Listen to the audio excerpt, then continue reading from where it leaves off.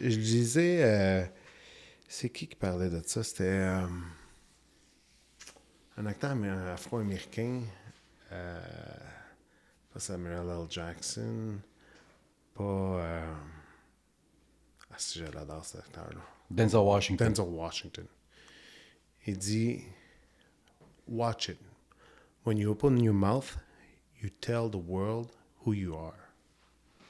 So when you open your mouth, watch it. Because this is what you are. Fait qu'au bout de la ligne, là, ça revient à dire ça. Oui, on a tous nos passes. Durant la journée, on va envoyer des sacs ou des choses comme ça. Mais au bout de la ligne, quand tu t'ouvres la bouche, ça te représente. Mais ça ne te représente pas juste toi non plus. Moi, j'ai une famille, j'ai des enfants, j'ai mon père, ma mère qui m'a élevé, j'ai des amis que j'affectionne comme toi. Je commence à sacrer puis à être too much. Tu dois avoir conscience de ces choses-là. T'sais. Fait que ça m'a touché. Ça m'a touché. Patrick, je sais pas si on tourne. On tourne? Bien sûr. Patrick Lalonde, ça m'a vraiment touché. Merci beaucoup. Salut, Pat. Oui. Écoute, je te renvoie l'appareil parce que j'ai hâte que tu viennes t'asseoir avec nous aussi. Puis ça m'a vraiment touché. La réputation qu'on bâtit pour nous-mêmes peut nous aider de façon dramatique, mais ça peut aussi nous nuire. Oui. Si tu commences ta réputation spécialement avec une personne qui fait l'analyse de tes dossiers, mais la personne qui s'occupe de faire ta conformité, oui. S'ils ont la perception que tu as un problème d'attitude, mais ce que tu veux pas, c'est d'avoir les alertes rouges qui commencent à un centre de souscription quand tu envoies un dossier. Right? Puis ça, quand que tu bâtis cette réputation, ça va être très difficile pour t'en débarrasser. Oui. J'ai des courtiers qui ont eu cette difficulté-là, parce qu'ils ont commencé de la mauvaise façon. Ils étaient trop agressifs. Ils étaient quasiment au point que c'était abusif. Là. Des fois, je recevais des courriels. Je devais arranger le courriel moi-même avant que ça se rende à l'analyste. Je devais effacer des mots, effacer des phrases, restructurer des phrases pour que ça sorte plus professionnel avant que ça se rende à eux, pour ne pas les affecter négativement. Alors, mais quand on commence dans cette voie, c'est très difficile de revenir sur la bonne piste. Puis, une de mes fonctions, c'est de t'aider d'aider les courtiers à ce niveau-là. Bien, ça démontre la grande personne que tu es, parce que c'est pas tout le monde qui ferait ça. Parce que de l'autre côté, le courtier va apprendre de ça, puis tu vas, par le fait même, lui en parler. Là, s'il continue dans la même avenue, ça lui appartient aussi. Mais toi, tu vas jusque-là. C'est ça que j'aime. Mais ça fait partie de la passion de notre travail. Mm-hmm. Parce qu'encore plus ça, on s'avait dit au dernier podcast, on ne parle pas d'une job 9 à 5. On parle d'une carrière, on parle d'une passion. Puis, quand ça fait partie de ta passion, tu ne vas pas te limiter juste à répondre à des questions sur des dossiers. Mais on va prendre notre travail à cœur et puis, dans notre rôle, ça va être de t'amener au prochain niveau dans ton travail comme courtier. Alors, c'est un courtier qui fait 10 millions, mais moi, je vais essayer de t'aider de t'amener à du 12, à du 15, à du 20 millions. Ouais. Ça, c'est des petits trucs comme ça qui sortent à l'extérieur de ton quotidien qui vont être capables de t'aider. Puis quand on vient au côté attitude, côté comportemental, c'est toutes des petites affaires qui vont aider parce que quand l'analyste reçoit ta demande, ils vont dire « Hey, c'est Martin Ross qui envoie la demande. » Ça va être un freebie, celui-là. Ouais. Parce que Martin est gentil, il est respectueux, il ne pousse pas trop fort, il ne va pas toujours s'obstiner. Ouais. Et tu sais comment approcher les gens avec qui tu travailles. Puis s'il y a des choses qui vont dégénérer, ça arrive dans notre travail, on s'entend, tu vas m'appeler, puis on va regarder ça ensemble, puis on va trouver la solution. C'est important, le respect de l'autre. On en parlait beaucoup. Yes. Puis écoute, en partant, on en discutait en haut dans mon bureau. Puis la dernière fois, j'ai préparé 6 feuilles. Puis là, tu viens juste de discuter. On a fait juste une demi-feuille, je pense. Ah, c'est juste ça. Puis là, j'étais en train de préparer mon podcast avec toi. Puis j'avais le goût de dire, sais-tu quoi, je prépare rien. On va y aller comme si on faisait de l'improvisation. Parce que les sujets viennent tellement naturellement. Puis c'est tellement plaisant de faire ça avec toi. Puis on touche à des points qui fait domino. Parce que ce qu'on vient de dire, c'est que là, tu améliores la situation du courtier. Tu l'aides à grandir spirituellement un peu, mais tu fais attention à ton équipe alentour. Parce que lui, s'il s'améliore, tout le monde va être plus content. Fait que ça devient une belle famille. Tu ne le fais pas juste pour le courtier. Dans le fond, on le fait pour tout le monde alentour. Puis en haut, je disais une quote. Puis je disais, j'en ai quelques-unes. À mon âge, on oublie une couple. Tu sais, j'ai 27 ans, là, un petit peu plus vieux que toi. Puis, t'as fait cette joke-là à dernier podcast. Oui, je sais, c'est ça. Mais il faut toujours faire un clin d'œil Parce que ça va de l'autre. Ça va être ta marque de commerce. Oui. Non, chaque podcast, tu vas dire. C'est-tu quoi? J'étais pour partir le podcast en disant « Hey, derrière chaque courtier, il y a une grande personne, il y a un grand BDM. Puis c'est vrai parce que les personnes qui nous entourent définissent la personne qu'on est. Puis c'est important, ça. C'est important que les jeunes le sachent. Oui, on fait tous des erreurs. Puis encore, on en revient à Denzel Washington, qui dit fail often, fail early, fail forward in life. Tu sais, l'échec, ça fait partie de ton apprentissage. Puis l'échec va t'emmener à être une meilleure personne. L'important, là, c'est d'avancer, puis c'est de continuer, puis ton but est là, puis de continuer. Ce que je voulais dire tantôt, c'est ma quote. C'était, puis tu savais, tu disais, je laissais celle-là. Henry Ford. Henry Ford qui disait, il a emmené 2 ingénieurs, puis les 2 ingénieurs à la même âge, ils ont eu les mêmes notes, tout était pareil. Ils les emmènent manger, puis à la fin, il en choisit un au lieu de l'autre. C'est comme si c'était un copier-coller quand on a regardé les chiffres. Oui, le pedigree entre les deux était le même. Pareil. Puis, il a choisi un versus l'autre. La raison était... Vas-y. Mais il y en avait 2. Il y avait 2 raisons. La première raison, c'est que l'individu qui l'a choisi, quand il a reçu son steak, il l'a goûté avant de décider s'il va mettre du sel dessus. Alors, Henry Ford a remarqué ce comportement qu'il voulait tester avant de s'avancer plus loin. Et la deuxième chose, ça c'est celui qui me tient le plus à cœur, c'est le fait que l'individu était très respectueux envers tous les serveurs et serveuses du restaurant. Il disait merci, s'il vous plaît. Il donnait le acknowledgement du service qu'il recevait, tandis que l'autre personne était beaucoup plus centrée sur lui-même. Oui. Alors, c'est ça qui a fait la différence et c'est ça qu'il a remarqué. Exactement. Il était simplement gentil avec Henry Ford pour avoir quelque chose pour lui. Donc, il a oublié tout le monde alentour. Il a mis du sel, son steak, avant de goûter. Puis Henry Ford a dit, j'aime bien quand les gens essayent avant d'ajouter les choses. Puis de l'autre côté, tu dois être gentil avec tout le monde tantôt. Ça va déterminer la personne que tu es aussi. Puis on a adressé ce point au dernier podcast. On parlait que tout le monde commence quelque part. Tu as parlé un petit peu de ton histoire, j'ai parlé de mon histoire, mais ça me fait penser maintenant, pendant qu'on se parlait ça, d'un de mes ex-employés, dans le temps que j'étais gestionnaire d'un centre d'appel dans une des grandes banques. Et puis, cet employé-là n'avait pas de bac. C'était pas une personne qui avait beaucoup d'éducation derrière lui. Mais my God, son attitude, c'était un superstar. Ouais. Si je lui disais « jump », il me disait « how high ». C'était le genre de personne qui était tellement dévoué à son travail que cet individu rayonnait. Alors, moi, mon rôle comme gestionnaire, c'est je ne vais pas te laisser à ta place. Tu rayonnes tellement. Moi, ma job, ça va être maintenant de te faire avancer. Puis ce gars-là, qui n'a pas encore de bac aujourd'hui, s'est rendu que c'est un gars qui est multimillionnaire, qui travaille dans un domaine qui est similaire au nôtre. Et je suis tellement fier de ce qu'il a accompli dans sa vie.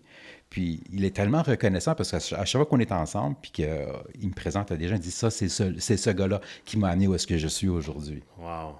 Alors, c'est important de réaliser que peu importe à qui tu parles, que ce soit une personne qui travaille dans un restaurant, un serveur, un boss boy, ça, c'est des gens qui peuvent être le président le lendemain. Ça peut avoir une grosse incidence dans la vie de la personne aussi. Tu m'emmènes à un point, puis c'était pas là-dessus, puis tu vois, j'ai même pas touché à ça. Je pense que la prochaine fois qu'on se reparle, j'en écris pas. Là. Mon garçon était avec sa mère il y a 2 semaines, avant que je parte en vacances. On était en vacances la semaine passée avec les enfants. De là, mon tan. Puis, il m'appelle. Là, je reçois un appel. Il est comme 9h15. 2 fois de suite, un appel. Je dis, ça doit être important. C'est peut-être un courtier immobilier. C'est peut-être un client qui veut me parler. Moi, je suis accessible 7 jours sur 7, de 7h le matin à 7h le soir. Puis, comme je viens de dire, là, il est 9h15. Fait que je prends l'appel. Je vais rappeler la personne. Finalement, c'est une ancienne connaissance qui dit « Hey, je suis au restaurant. Ça fait des années que je n'ai pas vu. Je suis au restaurant, je vois ton fils rentrer au restaurant. Mais au début, je ne sais pas, là. Ça fait peut-être 4 ans que je ne l'ai pas vu. Il dit « Aïe, aïe, c'est comme mon jumeau, mon fils. Mon plus jeune, là, il me ressemble comme 2 gouttes d'eau. Je le porte encore même. » Puis, il a demandé à la serveuse, il dit « Je ne sais pas si tu connais, mais il ressemble à Martin Ross comme 2 gouttes d'eau. » Elle dit « Martin Ross? Ben oui, c'est son fils. » Elle connaissait mon fils, elle connaissait mon ex-conjointe. Puis c'est à partir de là. Puis là, cette personne-là en question, elle dit « Hey Martin, je l'ai dit à ton fils, je suis désolé, j'aurais dû te le demander. » Il dit « Il y a 4-5 ans, là, il dit « J'étais dans une passe. » C'était noir, là, vraiment noir. Puis il dit, tu as été là pour moi tout l'été. Puis c'était un client à moi quand j'étais dans la restauration et bar. Puis tu as été là pour moi tout l'été. Tu m'as sauvé la vie. Puis aujourd'hui, grâce à toi, il est dans la construction, il est directeur de chantier, des gros chantiers. J'ai un enfant. Il dit, tu peux pas savoir comment tu as pu changer ma vie. Puis j'ai pas été facile. Tu as toujours été là. Tu aurais pu juste me mettre dehors, puis tu reviens plus ici. Tu vois l'incidence que ça peut avoir vers une autre personne. Puis c'est un peu ça, moi aussi, que je vois dans le courtage hypothécaire. Je redonne au suivant. Je veux redonner au suivant, puis j'aime aider les gens. Puis ça paraît que toi aussi, c'est comme ça aussi. Puis tu vois plus loin dans la vie, qu'est-ce que ça peut faire. Puis là, on parle d'une hypothèque, mais on refinance, on paie des dettes, on améliore la vie d'une personne. Ils ont leur première maison, ils se bâtissent un portefeuille locatif. Ça fait domino partout. Moi, ça vient me chercher. C'est valorisant d'aider les gens. Puis, encore quand je sais que je fais quelque chose de positif, mais que j'amène du positif dans la vie d'un courtier, c'est quand je reçois un appel, puis l'appel n'a rien à voir avec l'industrie, n'a rien à voir avec le travail. C'est plus une question, Fred, j'ai besoin de ton opinion personnelle sur quelque chose. Fred, j'ai besoin d'avoir, tu sais, je te fais confiance, je te partage une histoire que j'ai vécue, comment que tu perçois cette affaire-là. J'ai eu un courtier récemment qui a eu une très mauvaise expérience avec un groupe de professionnels dans l'industrie. Et puis, je pense que c'était une rencontre qu'il y avait sur Teams ou bien sur Zoom. Et puis, ça s'est mal passé pour lui. Et puis, il voulait partager sa haine. Ouais. Il m'a appelé, puis il m'a raconté l'histoire. Fait que je lui ai donné une couple de conseils quoi faire pour vraiment remédier à la situation. Puis, ça s'est arrangé. Puis, il m'a rappelé pour dire « Hey Fred, merci beaucoup, ça s'est arrangé. » Puis, c'est ça besoin d'aider les gens. Je pense qu'ils font en sorte qu'on a ce niveau de succès. Oui. Puis, mais là, je vais te relancer la question parce que, tu sais, des fois, je sens que le spotlight est sur moi. Il faut que ça soit sur toi. Mais, moi, oui, mais je veux te remettre First National. parce qu'on n'a pas souvent la chance d'aller vraiment dans des discussions profondes avec nos courtiers. Des fois, c'est très business, tu vois. Alors, quand on a la chance d'aller dans des choses plus profondes, j'aime poser ces questions-là. Toi, comme courtier hypothécaire, ta passion, où est-ce que tu as commencé, où est-ce que tu t'es rendu maintenant? Comment ça s'est passé? Qu'est-ce que tu as fait pour passer les étapes pour être un courtier que je ne connaissais aucunement il y a 2-3 ans, qui aujourd'hui, on est rendu des bros. Là. Ah oui. Ben, écoute, là, ça prend plusieurs podcasts. J'ai une vie très remplie. Puis, des fois, on se dit toujours « Ah, j'aurais pas dû, j'aurais... » Puis, quand on la regarde en arrière avec l'expérience, ça m'a amené à la personne que je suis là. Peut-être que je ne serais pas courtier hypothécaire non plus. J'ai commencé jeune à travailler. J'avais 10 ans. Mes parents avaient un chalet, puis l'été, on allait là. Puis le meilleur ami de mon père, à un moment donné, il dit « Allez travailler un peu. » Nous autres, on était dans la montagne, la classe moyenne, puis la classe plus riche était en bas. Puis on a commencé à gratter les beach front. Tu sais. Puis c'est là que j'ai commencé à négocier. Dans le temps, le salaire minimum, je pense que ça devait être 3,5 piastres de l'heure. Fait que là, il me dit « OK, je vais te donner 7 piastres. » Je dis « Non, j'ai acheté une brouette, j'ai acheté une pelle, il faut que je paye mon employé, c'est 15 $ de l'heure. » Fait qu'il est parti à Ré, puis il me l'a donné. On a fait ça l'été. Fait que j'ai aimé ça. J'ai commencé à travailler à 14 ans comme boss boy au restaurant de la place. Ils m'ont beaucoup montré là-bas. C'est une famille grecque, donc le respect se donnait à 100%. Le travail. Le travail, je faisais tout. Donc, 8 heures, boss boy, on faisait le ménage à la fin, remplissait les frigidaires, il n'y a rien qu'on ne faisait pas. Si on avait besoin de faire la vaisselle, on la faisait aussi. Donc, il y avait beaucoup de gratification à ce niveau-là. J'ai resté dans le domaine des bars et restaurants pendant longtemps. Parce que, tu sais, quand tu as une gratification, tu restes là, puis c'est le fun. Puis là, les gens te reconnaissent. Tu es comme une superstar aussi. Puis t'aides les gens. Moi, j'aimais ça, emmener le bonheur. « Hey, comment ça va? Ça va pas bien? Viens ici. » Puis les écouter. Puis, mais je connais une autre personne. Peut-être qu'il y a un job pour toi ou peut-être qu'il peut t'aider. Les gens en restauration, c'est aussi des psychologues. Hein? Oui, vraiment, vraiment, vraiment. Fait que ce qui a été un blessing pour moi, d'un autre côté, ça m'a emmené à dire, à un moment donné, j'étais gérant, actionnaire, j'avais des parts dans certains bars, mais je touchais au marketing, je touchais à la gérance, la gestion, tout ce qui était inventaire, puis le people person. Mais comment tu fais pour retrouver ça ailleurs? C'est beaucoup de choses là, qui t'allument, qui viennent. Puis au travers de ça, j'ai rencontré tellement de personnes. Là. J'ai eu des associés, Benoît Gagnon, c'est mon ami, Alexandre Paty, Denis Fortin. C'est tous des gens que tu réalises aujourd'hui. Tu te dis, hey, j'ai donc bien été chanceux. Pas parce que c'est des vedettes. Ils ont une expérience, ils m'ont aidé, ils ont été là. Denis Fortin, il m'emmenait d'un gala de stars. J'ai rencontré plein d'artistes par rapport à ça. On a bien vécu ça. Fait que là, moi, je veux retrouver ça. J'ai essayé un peu de tout. Fait que je suis un workaholic, ça tombe bien. Je suis un bar, le jour je travaille. Je travaille dans la construction, j'ai travaillé dans les médias, j'ai travaillé... Comment que je fais pour retrouver tout ça? À un moment donné, ça va pas bien, j'ai tout perdu dans la vie. Écoute, j'ai 40 ans, je m'en vais rester chez mes parents. T'as 27. J'ai 27, oui. Écoute, t'as 40 ans. Excuse-moi, je te corrige. Puis, chez un, je veux le dire aux gens, puis ça fait partie de la... Comme la quote qu'on a dit d'Denzel Washington, je pense Will Smith l'a répété aussi. Puis, j'ai retourné chez mes parents. J'ai eu une séparation. C'est mes parents qui disent « reviens ici, réalise, là, t'es dans un bar le plus longtemps, t'as des enfants, tu fais quoi, là? » C'est là que j'ai fait « OK, je m'en vais ailleurs. » Je faisais beaucoup d'argent, je me suis ramassé à faire 500$ par mois. J'allais dans un sol d'église aller me chercher de la nourriture. Ma mère déboursait pour mon auto. Écoute, pour repartir à zéro, là. Quand tu y vas, tu vas dans un sol d'église, tu donnes 15$, puis tu prends ce qu'il y a. Puis avant ça, mais j'allais dans un bar, dans un restaurant, ça coûtait 1500$, je le payais. Fait que ça a été très, très difficile. J'ai un ami qui s'appelle Fred Martel, qui était mon gérant dans le temps au bar Pinocchio, qui me disait « Hey, Martin, une journée, il est venu chez nous. Puis il me dit, là, je le vois, lui, il a retourné sa vie. Là, il est dans le grand nord du Québec, il est électricien. Merci beaucoup pour ce que tu as fait pour moi. Là, Fred, je t'aime beaucoup. Puis il me dit, Martin, il dit, moi, j'ai été chercher de l'aide pour faire mon CV, il est retourné à l'école, puis tout ça. Pourquoi tu ne ferais pas la même chose? Je dis, ah ouais, mais j'ai pas d'argent, que je n'engagerai pas personne. Fait que j'ai été dans les organismes de la ville qui m'ont aidé. Tu sais, tu as rebâti ta confiance aussi.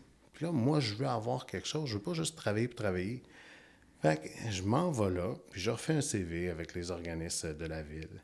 Là, je m'en vais faire des applications à gauche et à droite. Puis au travers de ça, j'ai un de mes comptables, Daniel, qui, lui aussi, ça avait mal été. Puis il y a beaucoup de clients, puis il dit, moi, Martin, je suis en train de subir un divorce. Peux-tu m'aider à aller chercher un financement pour mon projet? Je suis pas courtier, là, mais je l'aide avec la documentation et tout ça. Wow! Hey, c'est le fun, c'est structuré, je travaille avec une personne de la banque, je n'aimerais pas laquelle, puis j'adore ça, là. Là, je me sens...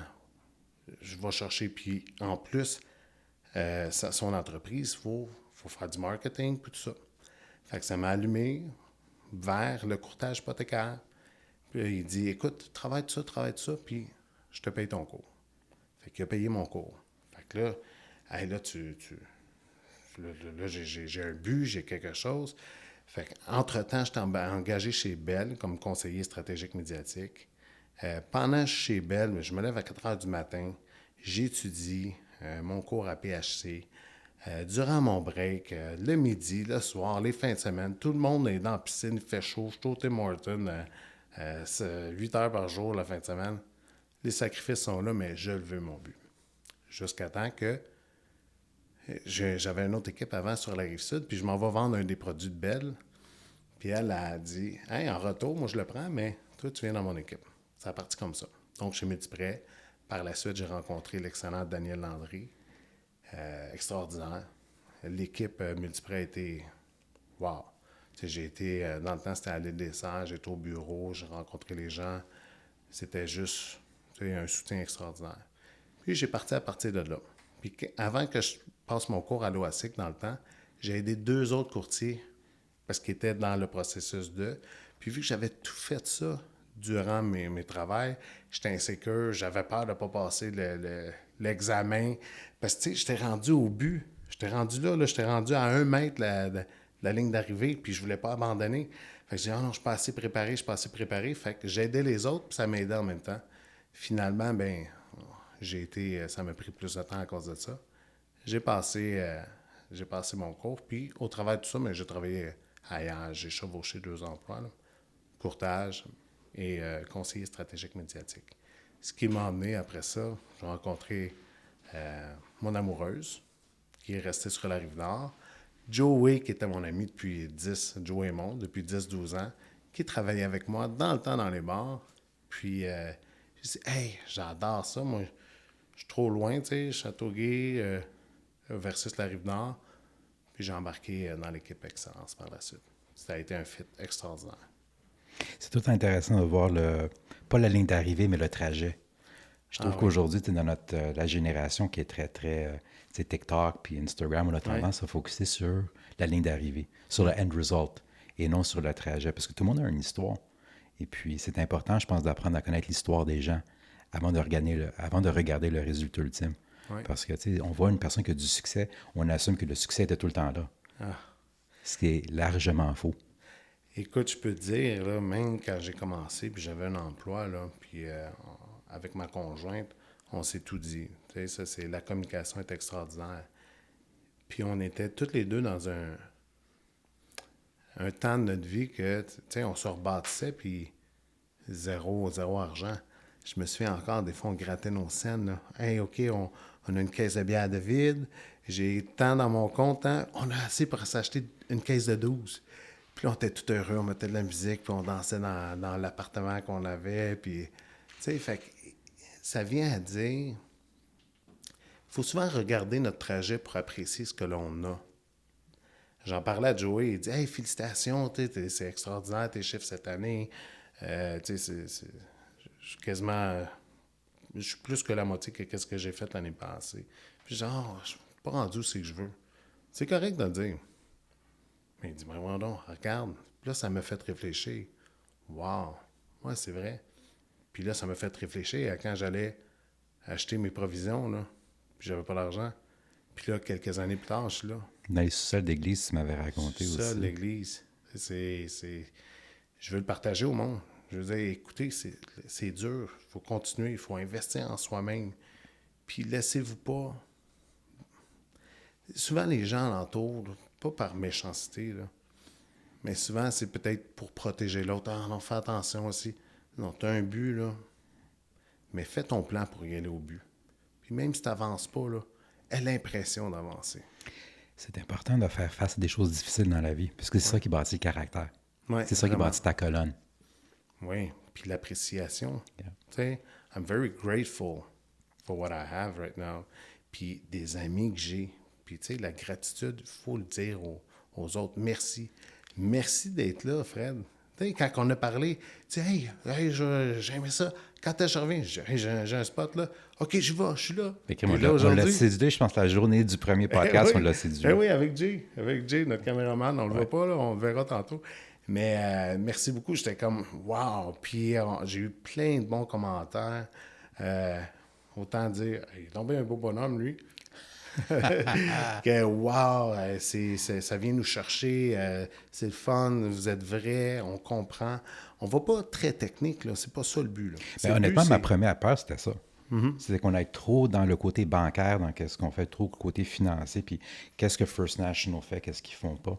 Pour moi, ça, c'est en second plan parce que quand que tu réalises que tu es encerclé de gens professionnels, ça va te donner le goût de vouloir faire affaire avec eux. Tu sais, quand on a des conversations, c'est rare qu'on parle de taux d'intérêt ensemble. C'est rare qu'on parle de normes spécifiques puis tout ça. Puis j'ai le feeling que les gens qui font affaire avec toi, qui font affaire avec Joey, puis avec d'autres courtiers de l'industrie, Pierre-Charles, puis on parle de Pierre-Charles ensemble.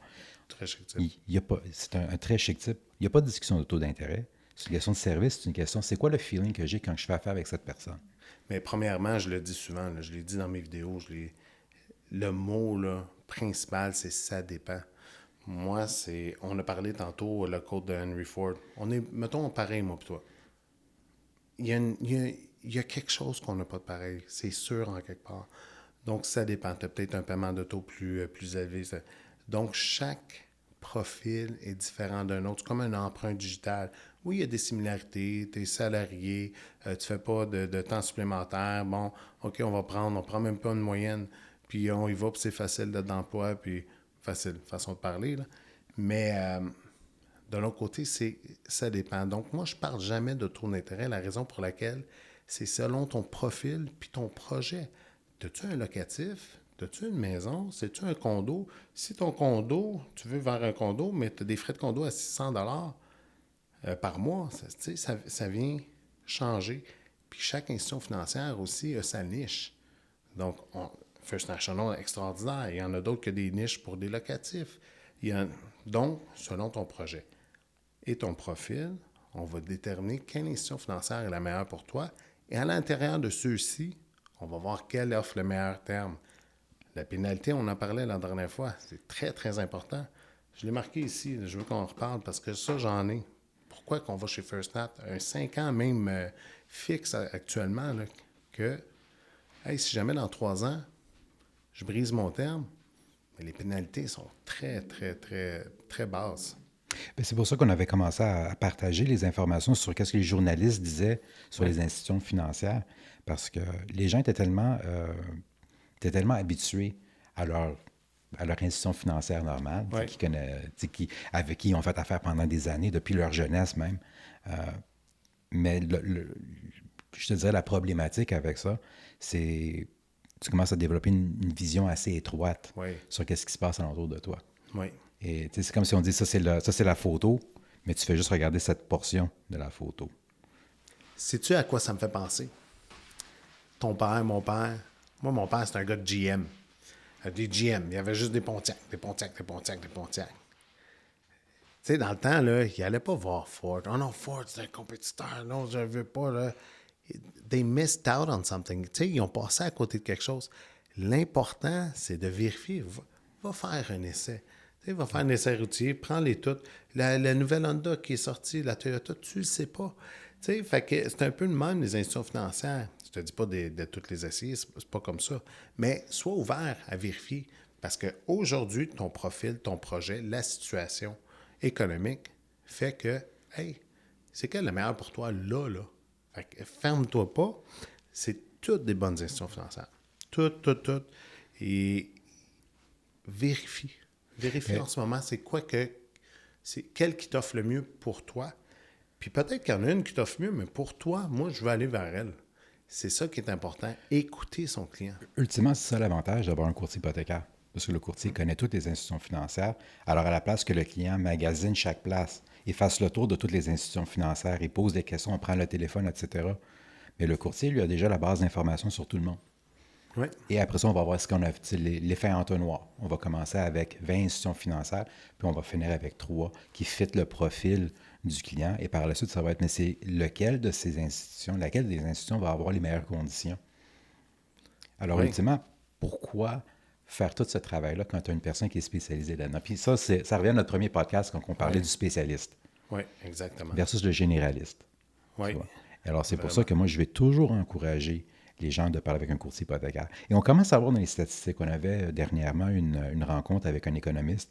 Et puis, dans cette rencontre-là, on parlait des tendances des consommateurs à faire l'utilisation, que ce soit réseaux sociaux, que ce soit l'Internet, Google, TikTok, etc., pour avoir de l'information sur, que ce soit hypothèque, mais que ce soit sur les automobiles ou n'importe quel produit. Alors, les gens commencent à faire de plus en plus de recherches avec l'utilisation de la technologie. Alors, c'est pour ça que j'apprécie les podcasts maintenant. J'apprécie toutes les affiches que les courtiers hypothécaires mettent sur les réseaux sociaux. Ça permet aux gens de s'éduquer. À la place de prendre le temps d'appeler à différentes places puis d'attendre 20 minutes au téléphone, mais d'avoir des longues conversations quand on peut faire un genre de one-stop shop avec un spécialiste. Nous autres, on est comme ChatGPT, l'intelligence artificielle. Yeah. Hey, what do you think about that? Qu'est-ce que tu penses de ça? Fait que là, on a plusieurs institutions financières. Blague à part, là, ce qui vient à me dire, tu sais, on parlait de ça, dans ta profession, là, c'est moi qui va ramener vers toi. On a parlé comment que tu es venu à être un directeur de compte, mais, puis j'aime bien en parler, j'aime en parler là parce que ça va aider les autres à s'améliorer, ça va aider tout ça. C'est quoi le côté le plus difficile en étant BDM? Excellente question. Je te dirais, c'est probablement de changer les idées préconçues des gens. Okay. Puis toi, je pense que tu as la même problématique dans ton travail. Oui. Parce que toi, tu dois changer les idées préconçues de ta clientèle. Oui. Moi, je dois changer les idées préconçues de mes courtiers. Leur faire découvrir des nouvelles choses. C'est pas tout le temps facile, parce que tu peux avoir quelqu'un qui fait affaire avec les mêmes 2-3 institutions financières depuis 10 ans, puis ils sont boqués, ils ne veulent rien savoir d'autre. Oui. Alors, de prendre ces gens-là, puis d'essayer de s'asseoir avec eux, puis leur dire, écoute, toi, tu vois ça présentement, je veux que tu vois ça. Oui. Et de leur donner des exemples, puis leur montrer que ce soit des statistiques, que ce soit des présentations. C'est pour ça que quand j'ai commencé à travailler avec First National, même moi, j'avais des idées préconçues. C'est quand j'ai commencé à travailler avec First National, puis que j'ai vu qu'il y avait différentes façons de faire des affaires. Par exemple, la façon que First National calcule les pénalités, par exemple. Oui. C'est là que ça a commencé à me faire élargir ma portée de vision et mon champ d'intervention et ma portée de gestion sur comment l'industrie fonctionne. Alors, imagine... Ça, je veux t'en revienne tantôt sur les pénalités. Parce qu'on est dans une... Continue sur ta lancée, là, mais on est dans une situation économique que je trouve que c'est important, ça. Mais regarde, on va en parler rapidement des pénalités avant qu'on oublie, parce que c'est quand on se parle, toi puis moi, mais on finit par aller dans 50 directions. Alors, oui, les pénalités, c'est quelque chose de très important, parce qu'encore, si on regarde côté statistique, si on regarde pré-confinement, pré-COVID, c'est à peu près 60 à 65 % des gens qui brisaient leur prêt hypothécaire. Pendant le COVID, on s'est rendu presque à 70 % des gens qui brisaient pour différentes raisons. Les taux étaient tellement bas que les gens voulaient refinancer pour payer des dettes. Ils voulaient refinancer pour acheter d'autres maisons. Ils voulaient acheter du locatif, faire des investissements sur le marché boursier. Fonds d'investissement, des choses comme ça. Donc, pour différentes raisons, les gens brisaient leur hypothèque. Là, on retourne vers des statistiques qui sont un petit peu plus normales, mais c'est encore du 60-65 %. Alors, imagine, on a quasiment 2/3 des clients qui vont avoir qui vont être portés à briser. Puis il y a encore d'autres raisons, des divorces, un nouvel job, changement de travail. Les gens doivent déménager parce qu'ils sont en train de... Ils changent quelque chose dans leur vie. Alors, les gens se retrouvent à briser leur hypothèque et avoir des très, très grosses pénalités. Puis on les voit, les histoires sur Facebook, encore sur les réseaux sociaux. Les gens sentent qu'ils se sont fait avoir par l'institution financière, bien que l'institution financière n'a pas menti. Le client a signé le contrat. Mais est-ce que tu as pris le temps de regarder ton contrat? Est-ce que tu as pris le temps de focusser sur quelque chose autre que le taux d'intérêt? Mm-hmm. Parce qu'il y a des clients qui se sont retrouvés à juste sauver 5 $ par mois avec prêteur X, mais ils ont mangé une pénalité qui était 5 fois plus élevée qu'une autre institution financière. Oui. Alors, une des raisons pour que j'étais heureux pendant la période de confinement, où est-ce que les journalistes ont commencé à focusser sur les institutions financières à l'extérieur des 5-6 grandes banques à charte, et ont commencé à parler comment les autres institutions sont structurées au niveau des calculs de pénalité. C'est là où les gens ont commencé à réaliser que « Oh, j'ai d'autres choix, là. Ouais. J'ai d'autres alternatives. Peut-être que je devrais commencer à contacter des gens. » Toujours selon leur profil, leur projet. C'est ça.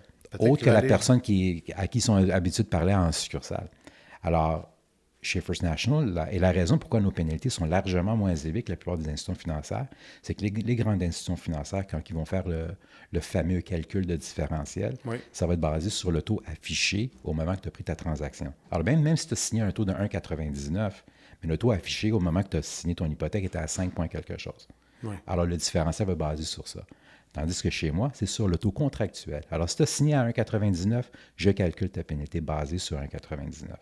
C'est pour ça qu'en moyenne, je suis 3 à 5 fois moins élevé dans les pénalités que d'autres institutions. Donc, pour faire un exemple plus concret, actuellement, nomme un taux que tu as chez First National, mettons 5 ans que tu as actuellement. Là, présentement, à 5 ans, je suis du 4,60. Alors, taux 4,64, je pense. 4,64, 4,69, quelque chose. On peut... ça change tellement vite. Au bout de la ligne, là, si jamais, dans 2 ans, le taux a descendu à 3 %, bien, ça va être le taux contractuel que j'ai signé. Je vais me baser sur le contractuel, c'est exact. Ça. Alors, le différentiel va être beaucoup moins élevé que si j'avais signé un prêt hypothécaire avec une des grandes institutions. Oui. Alors, l'institution financière va t'offrir un 5,19, mettons, actuellement, mais son taux affiché est 6,19. Donc, la pénalité va être là, sur le 6,19. Exactement. Voilà la différence pour expliquer un peu à nos... Alors, c'est pour ça que je vais toujours dire à quelqu'un, que ce soit un courtier, mais même un client qui m'appelle, je dis, regarde, ne focus pas juste sur le taux d'intérêt. Oui. Parce que le 0,05 % de différence représente presque rien sur ton versement mensuel. Oui. Puis ça me fait toujours rire parce que cette même base de clientèle-là n'a aucun problème à payer 20 sur leur carte de crédit. Tu vois ce que je veux dire? Alors, il faut le regarder en contexte. Tu payes 20 sur ta carte de crédit, mais tu as un problème avec un 0,05 de différence d'une institution à une autre.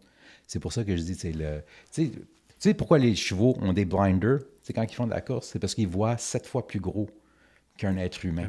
Alors, quand ils sont sur une course, ils doivent mettre le blinder pour juste focusser sur la piste. Mais un être humain, c'est pas comme ça. Tu dois ôter les blinders parce que tu dois voir tout ce qui se passe alentour de toi. Oui. On faisait l'exercice tantôt. 85 000 $, un renouvellement.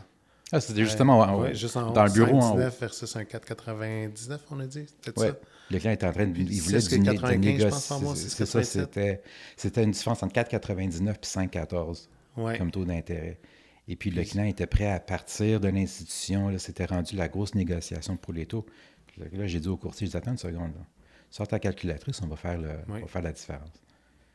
La différence est de 6,90 $ par mois, la différence. Je dis, est-ce que le client veut tout chambarder sa vie, sortir sa documentation gouvernementale, sortir ses T4, sortir toute la documentation pour ses dettes, l'hypothèque, tout le tralala financier pour passer d'une institution à une autre, juste pour sauver 6 piastres et 60 c'est ça. Ça vaut-tu la peine? Exactement. Alors, c'est pour ça que quand on regarde un taux d'intérêt, il faut le mettre en contexte. Oui. Et puis, puis j'essaie, puis spécialement quand je parle avec des nouveaux courtiers, c'est on va essayer de ne pas focuser juste sur le taux, mais on va regarder monétairement qu'est-ce que ça veut dire, ça. Oui. C'est là qu'il est important, dans notre profession, de faire un scénario aussi. Parce qu'il faut le démontrer. Sans rentrer dans les détails, puis je reviens au podcast que j'ai aimé avec mon ami Cyril-Jeanne, puis le courtier qu'il avait. Si un enfant de 10 ans ne te comprend pas, bien, il faut que tu t'ajustes en tant que courtier. C'est pas pour prendre personne, c'est de rendre ça simple aussi. Donc, si j'arrive et je dis au client, écoute, pour 6,90 $, tu ne te casses pas la tête, là. On fait juste peser sur un bouton, puis ça va de l'avant. Puis ça reste son choix. Peut-être qu'il va dire, non, moi, je veux vraiment. Parfait, mais il faut que tu le réalises, puis il faut que tu donnes les options au client. C'est ça qui va différencier un courtier à un autre aussi. Tu sais, c'est de montrer les options et les démontrer concrètement, facilement, pour qu'on puisse aller de l'avant, puis pour que le client prenne une décision réfléchie. Ça revient encore à toi. Tu es le spécialiste. Tu vois, c'est pour ça que la seconde qu'on embarque dans la discussion des taux, généralement, tu as perdu ton client. Oui, parce que tu n'es plus en train tu n'agis plus comme conseiller, tu es rendu un vendeur de taux. Et si tu es un vendeur de taux, tu vas te faire ramasser par d'autres institutions que leur structure de travail, c'est juste de donner du taux d'intérêt et pas de service. Oui, mais tu as l'expérience aussi. Donc, si je te donne un très bas taux, puis ça prend une éternité à avoir ton... parce qu'on a tous des délais, à avoir ton hypothèque, ta finale... Tu sais, c'est peut-être pas la bonne institution. C'est une excellente institution si on a plus de temps parce que tu vas avoir certains avantages. Donc, il y a tellement de choses à vérifier avant d'aller vers l'institution financière. Tu sais, tu me dis, tu as 3 semaines, 1 mois, OK, il y en a certaines qui sont mieux que d'autres. Si tu me dis, hey, moi, j'ai 1 semaine, choisis-en une qui est très rapide. Un des avantages aussi, c'est le système Merlin chez vous. Excessivement rapide. Vos analyses, très, très bon. Tu vois, je te relance la balle toujours. Fait, je veux vous mettre de l'avant-plan. Moi, je suis là, oui, on a parlé de moi, mais... Puis moi, j'essaie d'être modeste.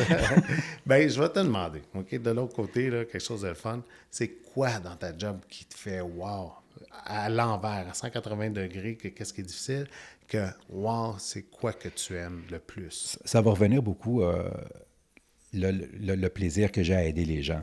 Parce que c'est sûr que tu prends quelqu'un qui veut avoir sa première maison. Tu veux quelqu'un qui veut embarquer dans le locatif, faire de l'argent. Les gens veulent passer à un autre niveau financier dans leur vie.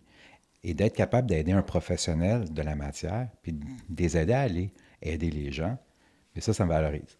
Ça valorise mon temps. Et j'aime ce que je fais parce que ça me donne toutes les libertés au monde. Ça me donne la liberté de parler avec beaucoup de gens, de m'amuser. Parce que qu'est-ce qu'on fait? Oui, il y a du sérieux dans ce qu'on fait, mais on s'amuse aussi beaucoup. Regarde-moi, j'ai été dans le sud. On se voit souvent, on se parle souvent, on se raconte des niaiseries. On a des histoires cocasses dans qu'est-ce qu'on fait. On est capable de gérer nos journées. On est capable d'étirer notre journée comme on veut. Oui. Alors, bien qu'on met beaucoup d'heures dans notre travail, moi, je travaille beaucoup plus que 40 heures, mais je suis capable de l'étirer sur 7 jours, donc 40 heures. Tu vois, je suis capable de mettre un 60-70 heures par semaine, et je fais facilement ça, mais je suis capable de l'étirer. Et le fait que je suis capable de l'étirer, ça me donne les libertés que je veux. Alors, être capable d'aider les gens, c'est très le fun. Être capable d'avoir une vie dans notre travail et de ne pas me sentir coincé comme dans un cubicule, faire du 9 à 5 puis à regarder l'horloge à journée longue, c'est pas quelque chose qui est passionnant. Qu'est-ce qu'on fait? C'est passionnant. Qu'est-ce qu'on fait? De rencontrer des gens, de savoir qu'on a été capable de les aider. Justement, j'ai eu un appel la semaine dernière. C'est un courtier qui voit les podcasts, il voit qu'est-ce qui se passe sur les réseaux sociaux, puis il veut s'embarquer là-dedans. Il me dit, hey Fred, j'ai vu une couple des capsules que tu as faites avec Martin Ross, puis est-ce que tu aimerais ça faire ça avec moi? Il dit, j'ai une formule un petit peu différente, j'aimerais aller à certaines places puis rencontrer du monde sur place. Tu as dit que tu n'as pas le droit, hein? C'est juste toi. Mais je sais, je signe un document. Mais ça me fait plaisir. Puis pour moi, ça change mon quotidien. Parce qu'on s'entend que dans notre travail, c'est relativement cartésien. Une hypothèque, c'est cartésien. C'est quoi tes ratios, c'est quoi tes revenus, c'est quoi tes dettes. On s'entend, ça, c'est le côté cartésien. Mais le côté analyse, le côté développement des affaires, puis comment aider un courtier à aller chercher de la nouvelle clientèle, ça, c'est quelque chose qui est passionnant. Très passionnant, puis j'apprécie que tu sois là, puis que ton institution te permet d'être ici aussi. Parce que, comme moi, je vais dire ma vraie âge, j'ai 49. Non, j'ai menti, hein, j'ai 27. 27 et demi. 27 et demi. Tu sais, je me suis ajusté. On va vers les réseaux sociaux, on fait des podcasts. C'est le fun, j'en ai des frissons. Mais on va vers ça, parce qu'on va rejoindre des gens. Je dirais pas les éduque, mais on les informe. Puis, je trouve ça très intéressant que First National te permet d'aller devant ces plateformes-là, puis de découvrir aussi l'institution financière à travers ça. Donc, ça permet à First National de s'ajuster de 2023, s'ajuster aux gens, s'ajuster à la société actuellement qui est rendue vers ça. Mais quand on parle de marketing, First National n'investit pas d'argent dans du marketing. Tu ne vas pas avoir des annonces à la radio, tu ne vas pas avoir des annonces à la télévision sur First Nat. Ce n'est pas notre structure de travail. Notre structure de travail, notre marketing, c'est nous. C'est nous. Nous vendons l'entreprise à nos courtiers hypothécaires. Alors, tout ce qu'on sauve sur le marketing, on le redonne à nos courtiers. Que ce soit en taux d'intérêt, que ce soit notre temps, que ce soit sur les activités qu'on fait avec vous. Mais c'est ça notre marketing. Alors, c'est vraiment du direct to user, quasiment, versus on va mettre une annonce à la radio puis on va se croiser les doigts. C'est pas vraiment l'approche chez First Nat. Je dis pas que First Nat ne fera pas d'annonce à un certain point, mais c'est pas notre vraie façon de fonctionner. C'est vraiment le côté relationnel. Je trouve que vous faites vraiment un bon travail là-dessus. On vient à... Tu sais, l'approche est facile.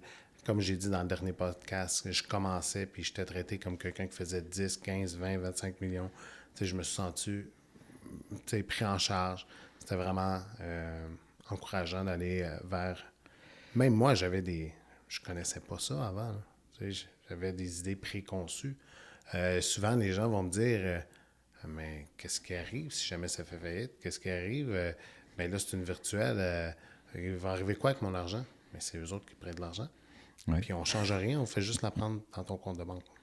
Donc, tu sais, j'avais les idées préconçues. Puis, en travaillant avec vous autres, ça l'a ouvert.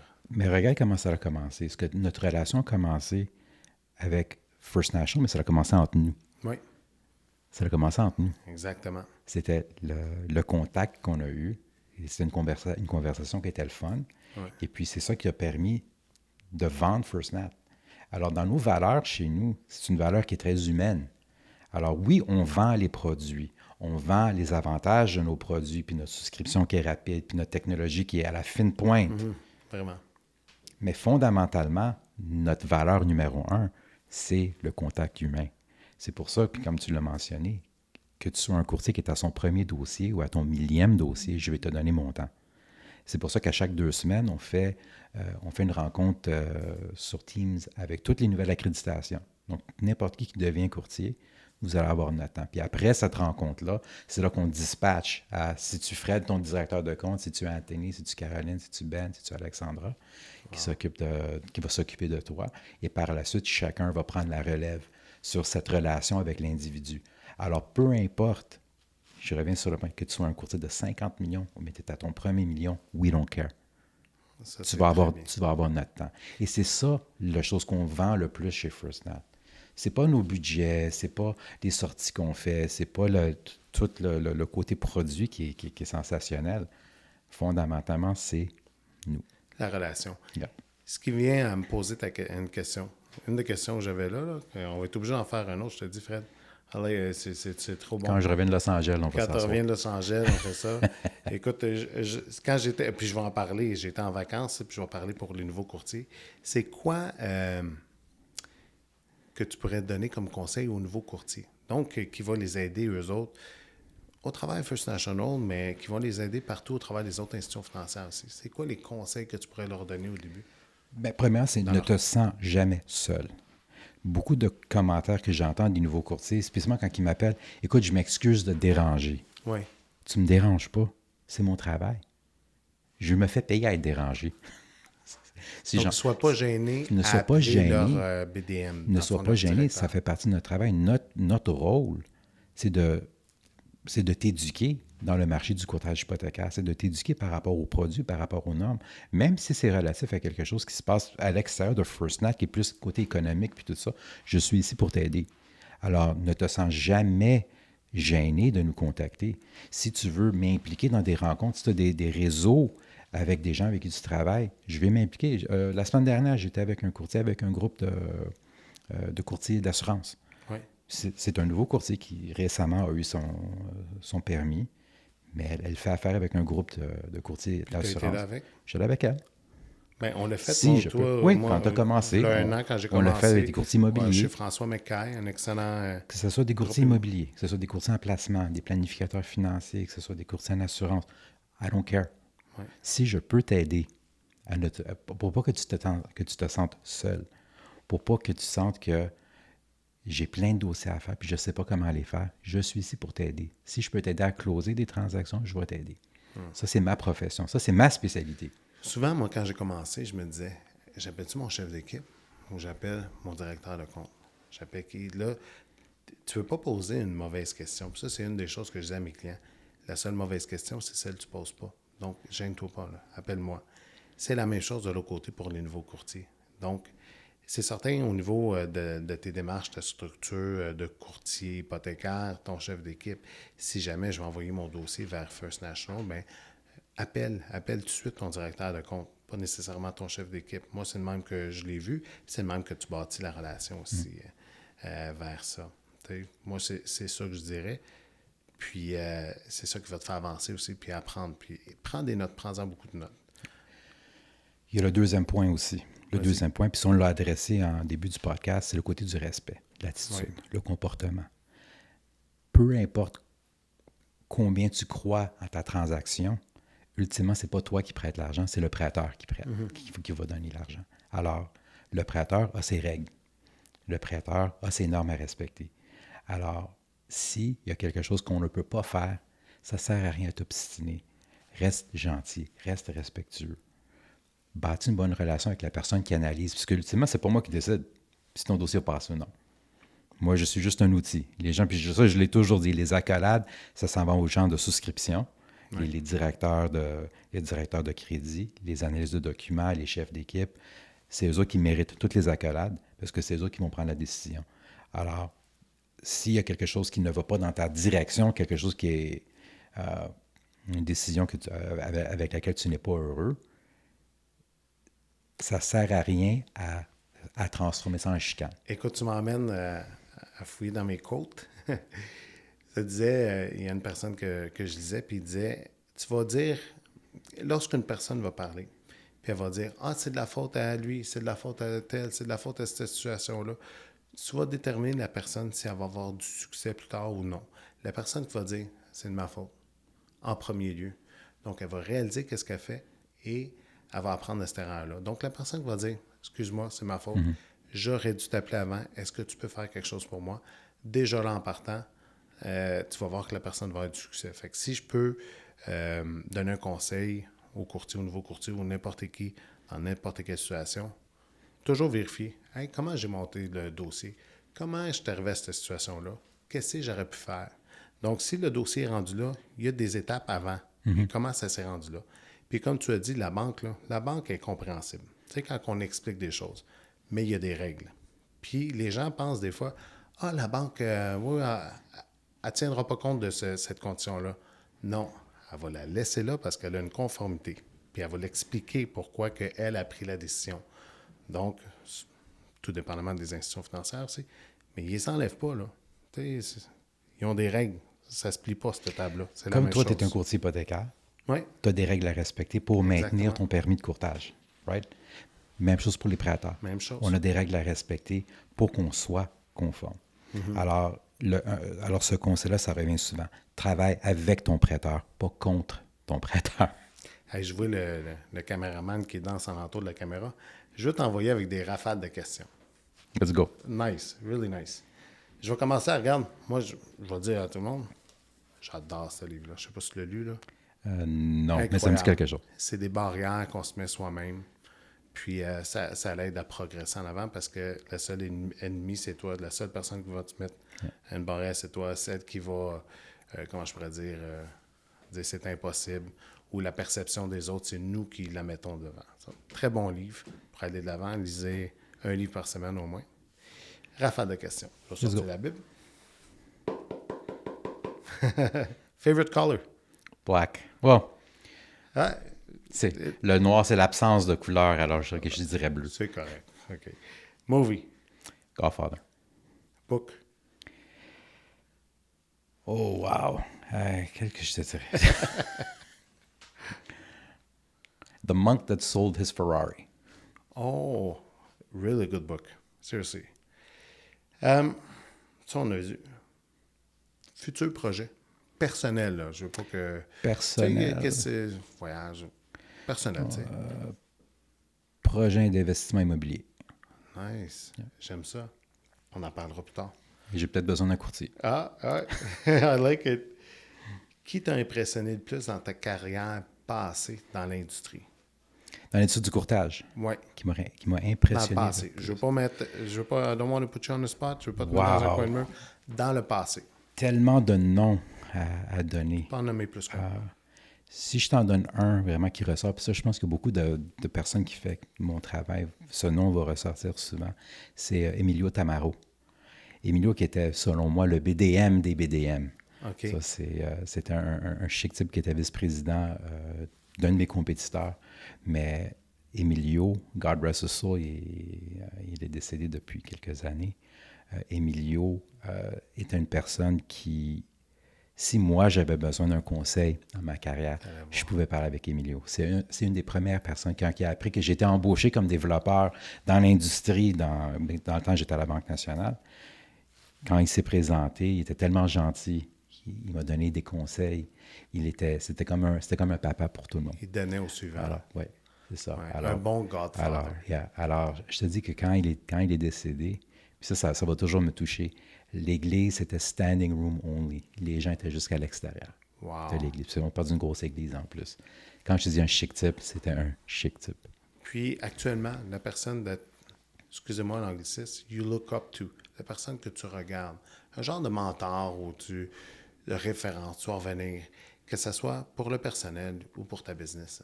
Ou ça peut être un des, tu sais, t'en as deux. Là. Encore, il y a beaucoup de gens. C'est sûr que si je regarde l'industrie elle-même, si je nomme une personne, je vais en laisser une autre. Alors, oui, il y a beaucoup de gens qui... mais si je regarde... je vais le garder personnel à ce niveau-là. Oui, ça, je comprends l'industrie. Mais l'industrie, je pourrais dire, dans ta propre boîte, tu sais, comme moi ici, mais c'est mon chef d'équipe, c'est Joey. Fait que j'appelle Joey. J'aime son éthique de travail. J'aime la façon qu'il est. Sa constance, ça m'aide à être une meilleure personne. Puis de l'autre côté... Alors, je vais te nommer les gens avec qui je travaille. Exact. Les gens directs avec qui je travaille. Direct avec qui tu travailles. J'ai tous mes collègues qui font mon travail chez FirstNat. Alors, si je prends Anthony, j'ai jamais vu une personne aussi sociable que lui. Wow. Alors, si je regarde Anthony, c'est ma batterie. Il me donne mon énergie.